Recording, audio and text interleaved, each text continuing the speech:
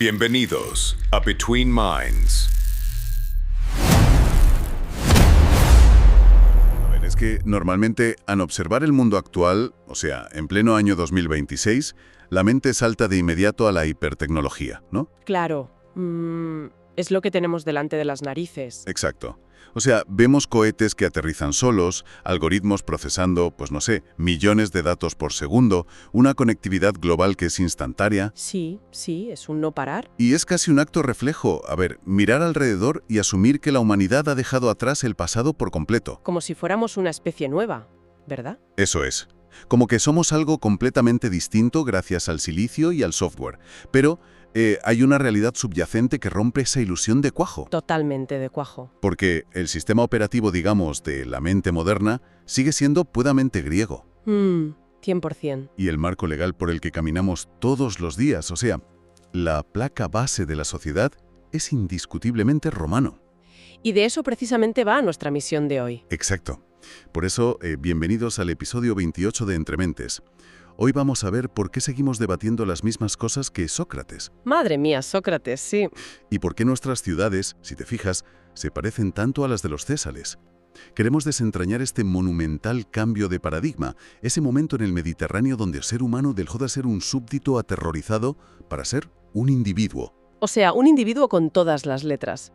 Porque para entender cómo procesamos la realidad hoy, es obligatorio volver a ese, digamos, laboratorio a cielo abierto que fue el Mediterráneo. Una locura de laboratorio, por cierto. Una pasada. Hablamos de entre los siglos VIII a.C. y V después de Cristo, más o menos. Ya. Y hay que despojarse, la gente tiene que despojarse de esa idea aburrida de que la historia antigua es solo una sucesión de estatuas de mármol blanco y, no sé, batallas lejanas. Claro, el típico libro de texto soporífero. Exacto. Lo que ocurrió allí fue un experimento de ingeniería social e intelectual que no tenía precedentes. Brutal. Porque antes de esto, en las grandes civilizaciones fluviales como Mesopotamia o Egipto, o sea, la estructura mental era puramente vertical, era teocrática. Teocrática total, sí. El faraón mandaba y punto. Eso es. El individuo no existía conceptualmente. O sea, eras simplemente una célula dentro de un organismo masivo diseñado para complacer a los dioses. Ya, a los dioses y a sus representantes de turno. Claro, si había una tormenta, una peste o una buena cosecha, todo eran caprichos divinos. Y la única respuesta posible era agachar la cabeza y la sumisión absoluta. Es que esa es la clave, o sea, el abandono de esa sumisión. Y para rastrear ese origen, tenemos que viajar a las costas de Ionia en la antigua Grecia. El famoso paso del mito al logos. Exacto, que muchas veces suena a concepto vacío, a frase hecha de instituto. Sí, totalmente. Pero lo que hicieron figuras presocráticas como tales de Mileto, o sea, eso fue proponer una ruptura brutal con el statu quo. Fue una revolución. Una revolución en toda regla. Decir que el universo no es magia, sino que es una maquinaria regida por leyes físicas. La fisis. La fisis, exacto. Eso en su momento tuvo que ser visto como una auténtica herejía. Segurísimo. O sea, de repente ya no podías echarle la culpa a Zeus de que cayera un rayo, ni a Poseidón de que se hundiera un barco. Claro, pero es que más que una herejía fue, digamos, una disrupción cognitiva total. Sí. Al postular que la naturaleza tiene reglas propias, reglas intrínsecas que pasan olímpicamente de los caprichos divinos, o sea, estás obligando a la mente humana a buscar patrones. A pensar por ti mismo, claro. Exacto. Si el rayo no es porque Zeus se ha levantado de mal humor, pues ¿qué es? Y esa simple pregunta es literalmente el motor de arranque de la ciencia. Ya. Pero el verdadero, el gran salto cualitativo no pasa por mirar a las estrellas. Pasa cuando Sócrates, Platón y Aristóteles deciden girar el telescopio y apuntar al propio ser humano. Madre mía, ese trío. Es que ellos diseñan la arquitectura de la lógica formal. Establecen cómo pensar. Eso es.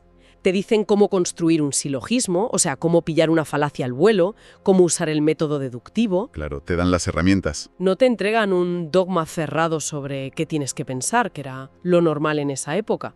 Te entregan el manual de instrucciones de cómo pensar. Es que, si lo piensas bien, lo que hicieron fue literalmente programar una actualización de software a nivel de especie. Totalmente, el parche 1.0. Exacto. Escribieron el código fuente del pensamiento crítico. O sea, sin esa base lógica que se inventaron, hoy sería imposible que un ingeniero diseñara la placa base de un ordenador. O que un científico formulara una hipótesis, claro. Eso es. Pero claro, esa nueva mentalidad tan lógica, al aplicarse a la organización humana, tuvo que chocar muchísimo. Hecho chispas seguro. Porque aplicar la lógica a las matemáticas, pues bueno, vale. Pero aplicarla a la política, a organizar a miles de personas viviendo juntas, o sea, eso es abrir la caja de Pandora. Es abrirla y romper la llave. Porque el resultado de esa fricción es, ni más ni menos, que la invención de la polis. La ciudad, claro. Y por extensión de la política. O sea, fíjate en Atenas, año 508 a.C. Un señor llamado Clístenes diseña la eclesía, la asamblea. Sí, sí. Y esto supone un cortocircuito histórico. Hasta ese momento el poder emanaba de tu linaje, de si tenías el ejército más grande o de que un dios te había elegido. O sea, fuerza bruta o magia. Exacto. Y en Atenas, de repente, ¡pam!, el poder político emana de la capacidad de persuasión en el ágora. Ya, la palabra manda. Eso es, la autoridad se traslada a la palabra. Aunque, a ver, también te digo una cosa. Siempre me ha dado la impresión de que idealizamos un poco esa Atenas clásica. Bueno, claro, tenía sus sombras. Es que al fin y al cabo los que podían participar en ese ágora eran una minoría. Una minoría muy privilegiada, sí. Hablamos de varones libres, ciudadanos de pura cepa, mientras que las mujeres, los extranjeros y una cantidad enorme de esclavos estaban sosteniendo la economía en la sombra. Exacto, currando de sol a sol. Claro, currando para que estos filósofos tuvieran el tiempo libre de irse a la plaza a debatir sobre el ser y la nada. Ya, es una precisión súper necesaria. Atenas no era, ni por asomo, una democracia igualitaria en plan siglo XXI. Para nada. Era una sociedad esclavista y muy patriarcal. Pero, dicho esto, el salto conceptual sigue siendo una barbaridad. Sí, es innegable. O sea, la idea de que las leyes no caen del cielo en unas tablas de piedra, sino que son acuerdos, ¿sabes? Acuerdos humanos. Acuerdos que se pueden debatir, que puedes modificar o revocar si das los argumentos adecuados. Ese es el pilar sobre el que se sostiene cualquier parlamento actual. Totalmente. Y claro, esta experimentación tan caótica de Atenas encontró rápidamente a su némesis en la propia península. Esparta. Esparta, exacto. O sea, Esparta representa esa tensión que parece que no nos abandona nunca como sociedad. Porque frente a la libertad de Atenas, Esparta imponía la eunomia. ¿El orden absoluto? El orden por encima de todo. O sea, da la sensación de que allí sacrificaban cualquier pequeño atisbo de individualidad en el altar del Estado. Sí, es que llevaron la ingeniería social al límite, a la militarización total. Desde la cuna, además. Literalmente. Desde que nacía, un espartano era propiedad del Estado, no de su familia. ¡Qué locura! Y aquí está el debate de fondo, el eterno debate. La balanza entre libertad y seguridad. Sí. Porque Atenas apostaba por innovar, por el comercio, por el choque de ideas, asumiendo que eso traía caos y a veces demagogia. Claro, asumían el riesgo. Pero Esparta priorizaba estar seguros, una disciplina férrea y ser invulnerables desde fuera. Pero claro, pagaban el precio de un inmovilismo cultural que asfixiaba. Es que es un debate súper actual. 100%. O sea, hoy en día cada vez que en las noticias sale un debate legislativo sobre, no sé, cuánta privacidad digital en nuestros móviles estamos dispuestos a ceder a cambio de seguridad nacional. Sí, la misma historia. Es que estamos reviviendo exactamente esa fricción entre el ágora ateniense y los cuarteles de Esparta. Es el mismo debate con otras ropas. O sea, tal cual. Pero bueno, a ver, esa libertad para pensar en la plaza pública está muy bien, sienta unas bases filosóficas increíbles, pero claro, la filosofía abstracta no te levanta un acueducto ni te calcula la órbita de un planeta. Desde luego que no. Para salir de las nubes y dominar el mundo físico, esta gente necesitaba una interfaz. Un lenguaje. Exacto. Un lenguaje que tradujera esa lógica abstracta a la materia dura. Y por eso me parece fascinante pensar en tipos como Pitágoras o Euclides. Ya. Los cocos de las matemáticas. Pero no verlos como esos matemáticos aburridísimos de los libros del cole. Hay que verlos como los primeros hackers de la realidad. Me encanta esa visión. Es que encontraron el código oculto que estaba debajo de la naturaleza. Y es una metáfora súper precisa lo del código oculto, porque lo que hace Euclides, por ejemplo, al sistematizar la geometría... En sus elementos, sí. Exacto. Él demuestra que el espacio físico no es aleatorio. Obedece a axiomas que son inmutables. A reglas fijas. Él descubre el andamiaje invisible de la realidad. Y de repente, ¡pum!, las matemáticas dejan de ser un truquito de comerciantes para contar monedas. Claro, pasan a otro nivel. Se convierten en el lenguaje fundamental del universo. Y sobre ese lenguaje llega alguien como Arquímedes Madre mía, Arquímedes. y conecta la matemática pura con la ingeniería física. O sea, con los principios de la palanca, la hidrostática, los tornillos sin fin. Es que era un inventor de película. Arquímedes demuestra empíricamente que la mente humana puede manipular fuerzas naturales brutales, muy superiores a la simple fuerza muscular. Ya, la famosa frase de la palanca. Esa misma. Dadme un punto de apoyo y moveré el mundo. Es que esa frase encapsula a la perfección la ambición desmedida de esa época. Y esa confianza tan ciega en la razón, ¿verdad? Totalmente. A ver, es que esto es fascinante.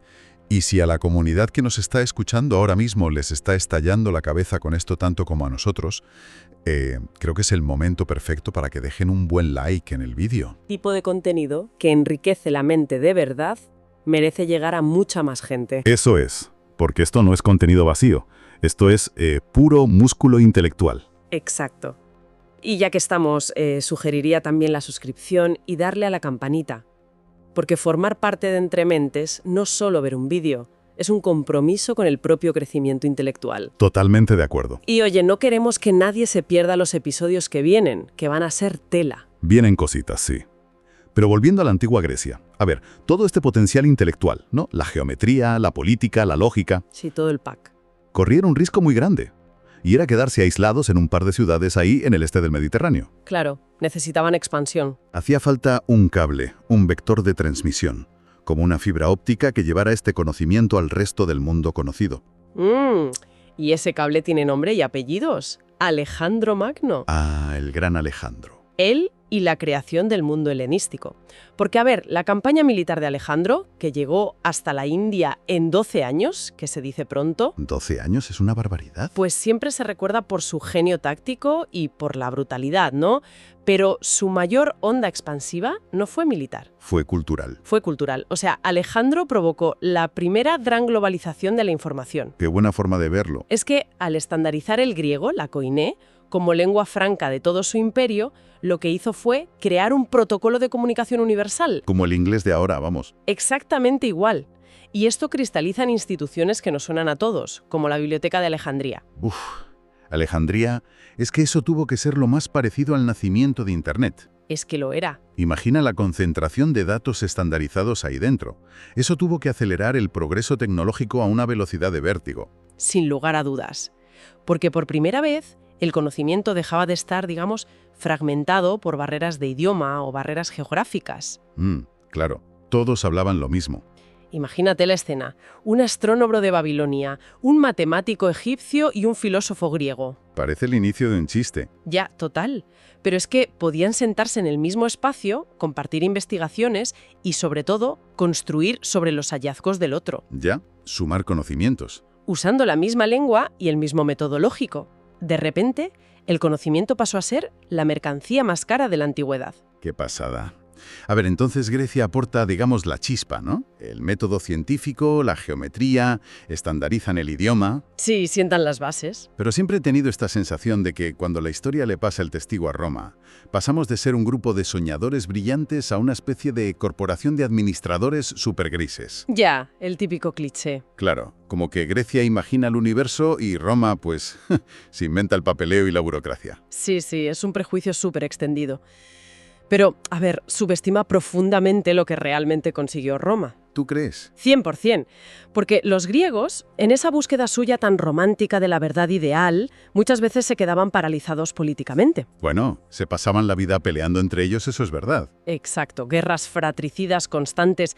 Roma, en cambio, pasaba de la belleza abstracta. Ellos querían resiliencia y querían que las cosas escalaran. Pragmáticos hasta la médula. Es que la creación de la República Romana no es simple burocracia, o sea, es un diseño de contrapesos políticos de una sofisticación tremenda. La Respública, ¿no? La cosa pública, exacto. Inventan un sistema con senadores, con cónsules, con tribunos de la plebe. Todo pensado. Todo diseñado milimétricamente para que ninguna facción pudiera acaparar todo el poder. Eran pragmáticos a un nivel feroz. Ya. O sea, si una táctica militar enemiga funcionaba mejor que la suya, pues la copiaban y punto. Sin complejos. Ninguno. Y si un dios extranjero les garantizaba que una provincia se iba a someter pacíficamente, pues le montaban un templo enorme en la capital y todos contentos. Es que es brillante. Entonces, claro, si su genio no estaba en filosofar mirando a las nubes, sino en esa asimilación súper práctica. Su mayor legado para nosotros no puede ser el Coliseo. No, que va. Tiene que ser el derecho romano. O sea, si lo pensamos bien, cualquier persona de nuestra comunidad que nos esté escuchando y firme un contrato de alquiler mañana, Sí. o que monte una pequeña empresa, o sea, todo ese marco de seguridad que le protege, le debe la vida a un abogado romano que vivió hace 2000 años. Es que es así, tal cual. Pero, a ver, ¿por qué fue tan crucial ese paso específico? ¿Qué cambia mecánicamente en una sociedad cuando pasas de la costumbre oral a un código escrito, como las famosas 12 tablas? Pues cambia absolutamente todo. Y la palabra clave aquí es previsibilidad. Previsibilidad, vale. Claro, imagina un sistema donde las leyes no están escritas. Ahí el derecho depende de cómo se haya levantado el rey esa mañana, De su humor, sí. o de la memoria súper sesgada de las élites del pueblo. En un entorno así, con tanta incertidumbre, nadie invierte a largo plazo. Nadie se arriesga. Lógico, te la juegas. Entonces, lo que logró Roma con el Jus Civile, su derecho civil, fue objetivar las reglas del juego. Ponerlas por escrito para todos. Exacto. Al esculpir esas leyes y ponerlas en medio del foro, a la vista de todo el mundo, dejaron clarísimo que la ley está por encima del capricho de cualquiera. Incluso por encima del juez que te juzga. Exactamente. Y claro, introducen conceptos vitales. El derecho de propiedad privada, contratos que son vinculantes y algo tan básico hoy como la presunción de inocencia. Tela. Es que son los cimientos de nuestra sociedad. Todo eso generó un marco de confianza gigantesco. Y si en esa confianza es físicamente imposible sostener redes comerciales enormes. Claro, no te fías del que está a 1000 kilómetros. Pero con Roma sí podías. El derecho romano permitía que un mercader que estaba, no sé, en Hispania, pudiera cerrar un trato con un proveedor en Siria. Y dormir tranquilo. Claro, porque sabía que había un sistema predecible y escrito que respaldaba ese trato. Es que ese marco jurídico era como la infraestructura lógica, la invisible. Sí. Pero, claro, para que un decreto que se firmaba en Roma sirviera para algo allá en los confines de Siria o en las montañas de Britania, necesitabas infraestructura física. Tocar el suelo. Cemento y piedra, pura y dura. Una red inabarcable. O sea, estamos hablando de más de 80.000 kilómetros de calzadas romanas. Es que la cifra marea. Es que era literalmente el Google Maps físico de su época.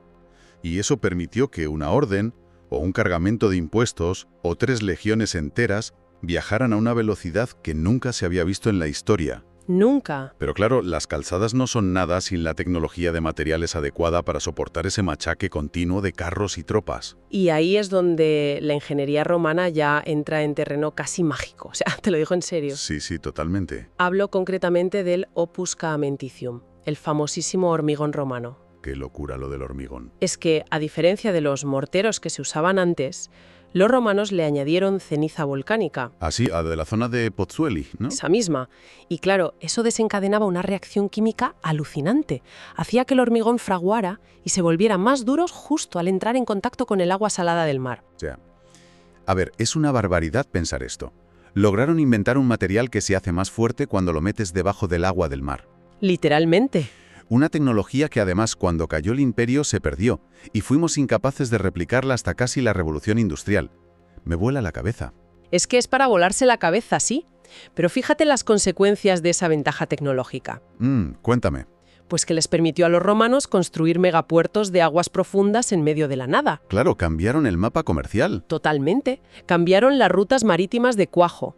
Y también les permitió levantar maravillas arquitectónicas, la cúpula del Panteón que sigue ahí, o esos acueductos masivos. Los acueductos fundamental. Es que garantizaban agua potable sin cortes para millones de personas. Y eso hace posible una densidad de población en las ciudades que en el resto del planeta era impensable. Impensable total. Y bueno, por supuesto, todo este entramado de carreteras y puertos servía para mover rápido a la herramienta suprema del Estado. La joya de la corona. La Legión Romana. Que siempre solemos describirla desde un rollo muy romántico, ¿no? Como tíos súper valientes, súper disciplinados, luchando espada contra espada. Hollywood ha hecho mucho daño ahí. Claro. Pero cuando lees cómo funcionaban de verdad, parece que lo de matar gente en combate era casi su trabajo secundario. Un efecto colateral. Exacto. Eran en el fondo la empresa de logística y de ingeniería civil militar más letal de la historia. Esa lectura es perfecta, o sea, tal cual. Porque la superioridad militar de la legión no estaba en que el soldado romano fuera más fuerte o más loco que el enemigo. No eran superhombres. No, su ventaja era logística e institucional. Mientras los griegos iban con la falange, que era súper rígida, Un bloque de lanzas, sí. los romanos inventaron el sistema manipular y luego la cohorte, unidades que eran modulares, ¿sabes? Como piezas de Lego. Exacto. Se podían dividir, podían girar, se adaptaban al terreno en medio del caos de la batalla de forma súper dinámica. Ya, eran muy flexibles. Pero ojo, su verdadera superventaja competitiva era otra. Era su capacidad de recuperación. La resiliencia pura. O sea, mira a Aníbal, el general cartaginés que era un genio táctico absoluto. El de los elefantes. Sí. Aníbal destrozó a los ejércitos romanos en batallas tremendas, como Canas. Masacres absolutas. Masacres. Y, a ver, cualquier otra nación antigua, con esas bajas, se habría rendido y habría pedido la paz. Habrían firmado lo que fuera. ¿Y qué hizo Roma? ¿Absorbió el golpe? ¿Tiró de su reserva demográfica? ¿Usó sus calzadas? Y al año siguiente te plantaba delante nuevas legiones, nuevecitas y equipadas al máximo. Qué agobio, por favor. Era una pisonadora implacable que te ganaba por puro desgaste logístico. Ya, te cansaban hasta la muerte. Y súmale a eso que cada legionario era ingeniero. Al final de un día de marcha reventador, te construían un campamento fortificado, estandarizado, que hacía imposible que les hicieran emboscadas de noche. Es de una eficiencia escalofriante. Totalmente. Pero claro, paremos un momento y pensemos en el coste psicológico de todo esto. Buf, altísimo. Es que vivir siendo un engranaje en un imperio tan gigante, tan burocratizado y muchas veces tan sumamente pragmático y frío, porque si las mates te explican el universo y el derecho te organiza la calle. Que te ordena la cabeza, ¿no? Claro, ¿con qué herramienta gestionas el caos mental ante toda esa inmensidad imperial? Pues mira, la respuesta a ese vacío existencial vino de la mano de la filosofía de vida práctica, especialmente del estoicismo. Ah, claro, el gran salvavidas romano. Totalmente. Y lo adoptaron desde esclavos, como Epicteto, hasta el tío con más poder del planeta, el emperador Marco Aurelio. Pero a ver, hay que entender que el estoicismo antiguo no iba solo de aguantar el tipo o reprimir el llanto, que es como la versión simplificada que nos llega hoy. Ya, es que hoy parece que leer a Marco Aurelio es como, no sé, como consumir un manual barato de autoayuda o hacer terapia cognitivo-conductual. A ver, hay ciertos paralelismos estructurales, las cosas como son, porque el estoicismo romano metió de lleno el concepto de la dicotomía del control. Explica eso. Pues decían que en un universo que tiene sus propias reglas, la gran mayoría de las cosas están fuera de tu jurisdicción. Ya. O sea, la política de Roma, si enfermas, si hay un terremoto, tú ahí no pintas nada. No lo controlas, claro. Entonces, argumentaban que la libertad de verdad no es dominar el imperio, sino tener un control férreo, un control absoluto sobre el juicio que tú haces en tu cabeza sobre esos eventos. O sea, ¿cómo reaccionas a lo que te pasa? Eso es. Y claro, esa reformulación mental le permitía a un ciudadano romano mantener la cordura y la moral cuando todo el sistema de su alrededor colapsaba en guerras civiles o dictaduras de locos. Es un mecanismo de defensa increíble. Y tan increíble. Pero ojo, que de manera simultánea a este, digamos, consuelo filosófico, se estaba cociendo un cambio de paradigma muchísimo más profundo y subversivo en los bajos fondos de la sociedad. Claro, el ascenso del cristianismo. Ahí les he dado. Y ojo, no hablo del cristianismo solo como otra fe más para la colección romana.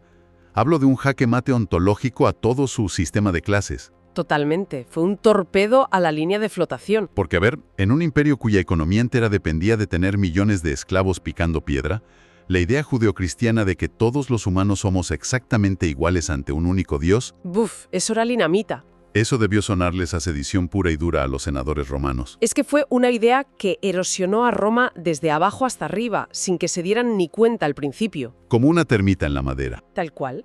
Porque, a ver, en la mente de un romano clásico, tu valor como ser humano lo dictaba tu cuenta del banco, tu rango en el ejército o de qué familia venías. Estatus, estatus, estatus. Estatus. Y de repente llega el cristianismo y mete la idea revolucionaria de que el alma de un esclavo que no sabe ni leer pesa cósmicamente lo mismo que la del emperador al que acaban de endiosar. Es que es un giro de guión histórico loquísimo. Es un cambio en la moralidad de Occidente brutal.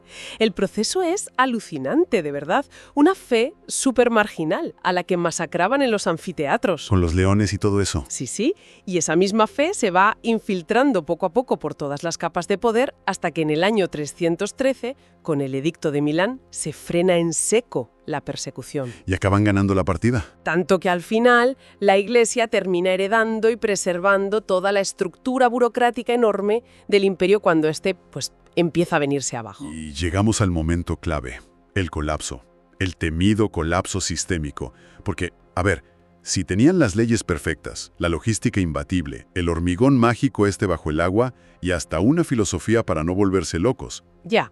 Si el sistema operativo era tan sumamente bueno, ¿por qué se rompe la máquina de repente? Ah, amigo, es que tenemos una visión muy distorsionada del final de Roma. Claro, nos imaginamos el día del juicio final, hordas de bárbaros saltando las murallas y quemándolo todo en una tarde. Sí, muy de película todo. Pero los colapsos sistémicos complejos rara vez, por no decir nunca, funcionan así. Son más lentos, ¿no? Nunca son de un día para otro. La caída romana es como el caso de estudio perfecto de manual sobre lo que es un fallo en cascada. O sea que una cosita rompe otra y otra y otra. Exactamente. No hubo una sola causa. Hubo una retroalimentación letal de problemas. Por un lado, tenías una presión demográfica tremenda de los pueblos germánicos en unas fronteras que medían miles de kilómetros. Eran inabarcables. Y eso obligó a Roma a engordar un ejército que financieramente ya no podían pagar. Ay, la economía, siempre la economía. Siempre. ¿Y qué hicieron los emperadores? Para pagarlo, pues empezaron a devaluar la moneda. Le quitaban cantidad de plata al denario para acuñar más monedas. Ah, la vieja confiable de imprimir billetes. Y claro, hiperinflación. Hiperinflación estructural, de libro, que arrasó con la clase media y destruyó por completo la base para cobrar impuestos. Claro, es que es una reacción en cadena. Si no cobras impuestos, no puedes pagarle el sueldo a los soldados romanos. Exacto. Así que terminas haciendo que, pues, subcontratando la defensa a mercenarios extranjeros, a los propios bárbaros. Efectivamente. Y esa gente obviamente no le tenía ninguna lealtad romántica al ideal de la república. Solo querían su paga. Ninguna lealtad, solo dinero. Y a eso súmale una putrefacción interna de las instituciones. La corrupción. Una burocracia inmensa, corrupta, ineficiente. La sociedad empezó a perder la cohesión. Ya nadie creía en el sistema. Exacto, el ciudadano medio romano tiró la toalla, dejó de creer en las leyes y en el sistema organizativo que les había protegido durante siglos. Qué triste, en el fondo. Lo es, y cuando el poder central en Occidente cae ya del todo en el siglo V, pues oye, se cortan las vías de comunicación, el comercio global desaparece y la tecnología da un salto hacia atrás de varios siglos. Se apaga la luz, básicamente. Se apaga y nos deja una lección brutal. El progreso de la civilización no es una escalera mecánica que siempre sube. Es súper frágil ante la inestabilidad de las instituciones. Totalmente. A ver, analizar todo este arco histórico te deja una perspectiva muy abrumadora. Desde luego. Porque te das cuenta de que las bases de nuestra realidad de hoy no salieron de la nada. No nacimos ayer, ¿no? O sea, cada vez que aplicamos el método científico para entender el universo, estamos usando la matriz jónica. Cuando pedimos derechos humanos fundamentales, nos amparamos bajo el escudo legal de Roma. Tal cual. Es que diseñamos ciudades con el software matemático de Euclides y seguimos soñando con la libertad que resonó en el Ágora de Atenas. La antigüedad es el hardware y el software en el que corremos nosotros. Es un hilo continuo e ininterrumpido. Por eso, descifrar los errores y aciertos de esta gente no es un rollo de nostalgia de historiadores aburridos. ¿Qué va? Para nada. Es la herramienta de diagnóstico más bestia y más precisa que tenemos para mirar a nuestra propia civilización y ver dónde están las grietas. Y por eso mismo, para cerrar esta exploración de hoy, quiero proponer un experimento mental a toda la gente que nos está escuchando. A ver. Imaginemos, por un segundo, que tenemos una máquina del tiempo y nos traemos a un filósofo ateniense clásico y a un senador romano pragmático, a este año 2026. Se mueren del susto para empezar. Seguro. Pero imagínate que les enseñamos nuestras ciudades llenas de pantallas, internet, nuestra política actual, nuestros parlamentos. ¿Tú qué crees? creerían que hemos llevado su experimento a la máxima perfección. Uf, O se llevarían las manos a la cabeza al ver los bugs, los fallos y los excesos que le hemos inyectado nosotros mismos a su diseño original. es una pregunta muy incómoda. Incómoda pero necesaria, ¿verdad? Y ahí la dejamos flotando para la reflexión de todas esas mentes curiosas que están al otro lado. Ujú, para que le den una vuelta. Exacto. Muchísimas gracias por sumergiros hoy con nosotros en el verdadero origen de todo. Nos reencontramos como siempre en la próxima exploración.